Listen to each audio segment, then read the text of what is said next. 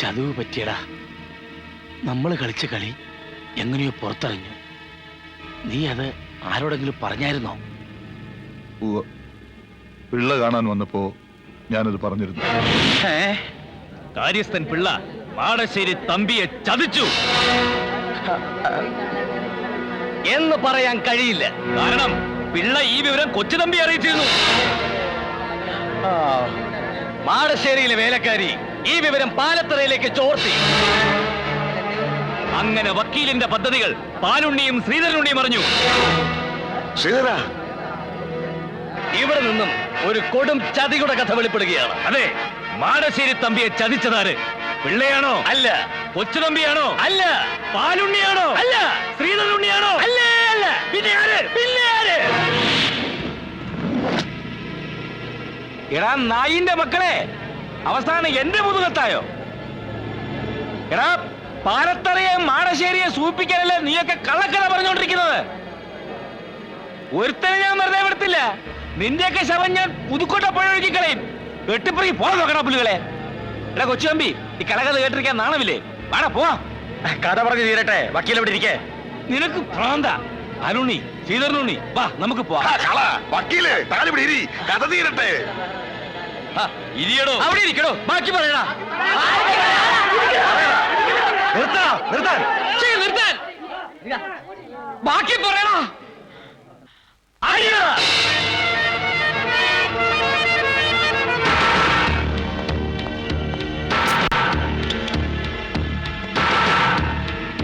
നിന്നെ ആരെ കൊണ്ട് കെട്ടിയെടുത്തേ?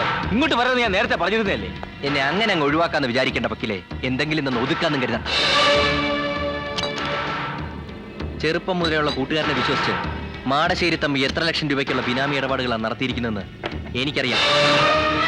പിന്നെ സ്വത്തുക്കൾ കണ്ടുകെട്ടുമെന്നും പറഞ്ഞ് വക്കീലിന്റെ പേരിലേക്ക് എത്ര കോടിയുടെ സ്വത്തുക്കളാണ് കൈമാറിയിരിക്കുന്നതെന്നും എനിക്കറിയാം. എല്ലാം അറിഞ്ഞുകൊണ്ടന്നെ ഞാൻ ഈ കളിക്ക് കൂട്ടുന്നത്. നിനക്കിപ്പോ എന്താ വേണ്ടത്? ഞാൻ പറഞ്ഞില്ലേ, മാന്യമായ പ്രതിഫലം. അത് കിട്ടിയാലേ ഞാൻ പോകൂ. കൊണ്ടുപോയിക്കും. ഒരു കാരണവശാലും നീ ഇവിടെ ഇനി വരാൻ പാടില്ല. എന്താവശ്യമുണ്ടെങ്കിലും ഞാൻ അവിടെ വന്ന് നിന്നെ കണ്ടുകൊള്ളാം. മാടശ്ശേരി തമ്പി ജയിലിലാടിയിരിക്കുന്ന കാര്യം നീ മറക്കണ്ട. മാത്രവുമല്ല, 2 കഥാപ്രസംഗക്കാര് ഈ കഥ പറയുമെന്നും പറഞ്ഞ് അവിടെ നടപ്പുണ്ട്. അവന്മാരാരും നിന്നെ കാണാൻ പാടില്ല. മനസ്സിലായില്ലേ? എന്നെ ഒരാളും കാണില്ല. അത് ഞാൻ നോക്കിക്കോളാം. പക്ഷേ ഞാൻ ആവശ്യപ്പെടുമ്പോ എനിക്ക് കൃത്യമായിട്ടും പണം എത്തിയിരിക്കും. എടാ മോനെ, നീ സംസാരിക്കുന്നതേ ഗോവിന്ദൻ വക്കീലിനോടാ. പണ്ട് എപ്പോഴും എടുത്ത മാലയിത്തമ്പ്രാട്ടിയുടെ ഫോട്ടോയിൽ മുടിയിൽ ഇത്ര നരയും മുഖത്തിത്ര ചുളിവ് ഇട്ട് നിന്റെ ഫോട്ടോയും ചേർത്ത് ഈ നിൽക്കുന്ന ജോൺ സക്രിയായെ അനന്തനാക്കി മാറ്റാൻ എനിക്ക് കഴിയുമെങ്കിൽ മാടശ്ശേരി തമ്പിക്ക് വാങ്ങിച്ചു കൊടുത്തതുപോലെ ഒരു കുരുക്ക് നിനക്കും വാങ്ങിച്ചു തരാൻ ഈ ഗോവിന്ദൻ വക്കീലിന് കഴിയും. എടാ പൊന്നു മോനെ, ഞാൻ കളിക്കുന്നതേ നിയമം കൊണ്ടാ. അത് മറക്കണ്ട. നിർത്തണ പുല്ലുകളെ, നിന്റെയൊക്കെ കള്ളക്കഥ അടിച്ച് നിരത്തും ഞാൻ.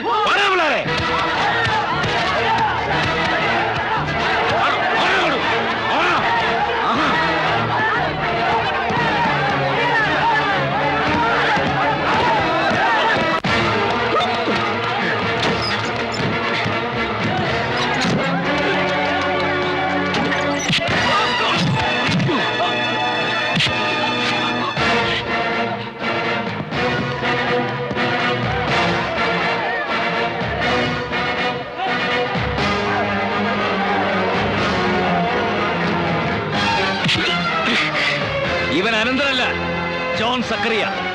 ഒരു കൊലക്കേസിൽ നിന്നും ഈ വക്കീലിനെ രക്ഷപ്പെടുത്തിയ പ്രതി. കൊച്ചുതമ്പി, ഇതെല്ലാം കള്ളക്കഥയാ. എനിക്കിവനെ അറിയാനേ പാടില്ല. ഇതെല്ലാം പാലത്തറക്കാരുടെ പണിയാ. അയ്യോ, നീ എന്നെ തല്ലിയല്ലേ? നിന്റെ എല്ലാ കള്ളക്കഥയും ഇപ്പൊ ഞാൻ പുറത്താക്കുവാടാ. പാലുണ്ണി, ശ്രീധരനുണ്ണി, ഇതെല്ലാം ഇവന്റെ പണിയാ. അടിക്കവനെ. അയ്യോ, അടിച്ച് നിരത്തിലായി നായിന്റെ പോലെ.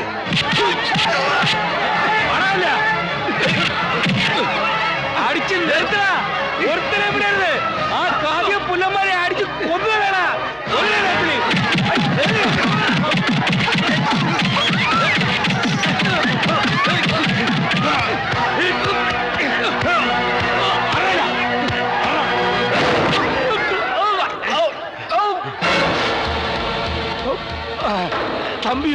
നീ എപ്പോ ഇറങ്ങി?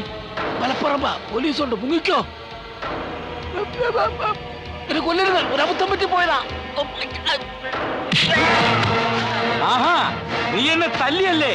എടാ, ഞാൻ ഗോവിന്ദൻ വക്കീല, നിയമം പഠിച്ചവനാ.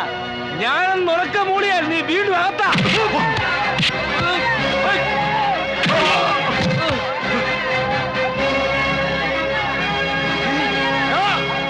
മാളശ്ശേരി തമ്പി അദ്ദേഹം വന്നോ.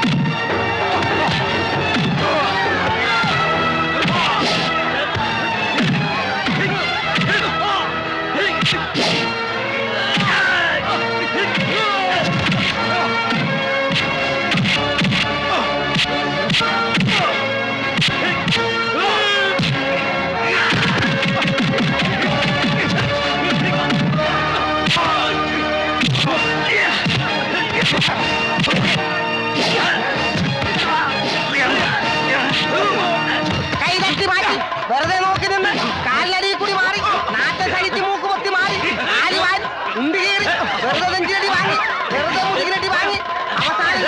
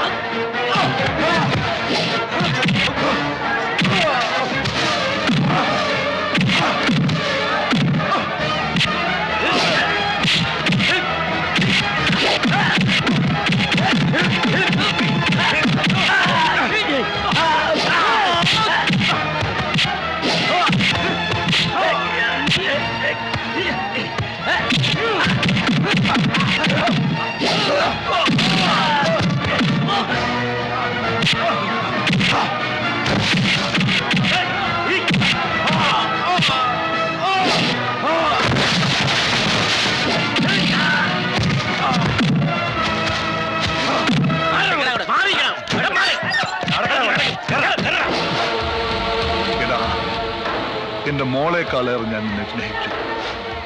എന്റെ ബന്ധുക്കളെക്കാൾ കൂടുതൽ ഞാൻ നിന്നെ വിശ്വസിച്ചു. ആ നീയാ എന്നെ തമ്പി സാറേ, ഇവൻ സാറിന് വേണ്ടി ഒരുക്കിയില്ല ഒരു കുരുക്ക്. ആ കുരുക്കിൽ ഇവനെ തൂക്കാൻ പറ്റുമോ എന്ന് ഞങ്ങൾ നോക്കട്ടെ.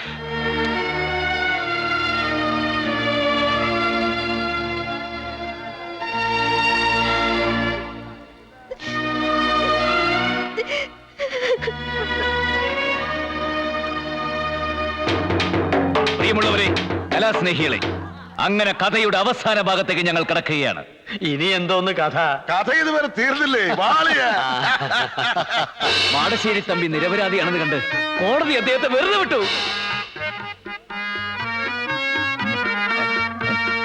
മാടശ്ശേരി തമ്പി ഗാനഭൂഷണം കൊച്ചിൻ ബ്രദേഴ്സിനോട് ചോദിച്ചു, നിങ്ങൾക്ക് എന്താണ് വേണ്ടത്? നിങ്ങൾ എന്റെ ജീവനാണ് രക്ഷിച്ചിരിക്കുന്നത്. അപ്പോൾ അവർ പറഞ്ഞു, സാർ, ഞങ്ങൾക്ക് മറ്റൊന്നും വേണ്ട, ഞങ്ങൾക്ക് അങ്ങയുടെ ജീവൻ തന്നെയാണ് വേണ്ടത്. അതെ, അതായത് അങ്ങയുടെ ജീവന്റെ ജീവനായ മകളെ. അതോടുകൂടി ഗാനഭൂഷണം ഗിരീഷ് കൊച്ചിനും ഗീതവും തമ്മിലുള്ള പരിശുദ്ധ പ്രേമം പുതുക്കോട്ട മുഴുവൻ പാട്ടായി.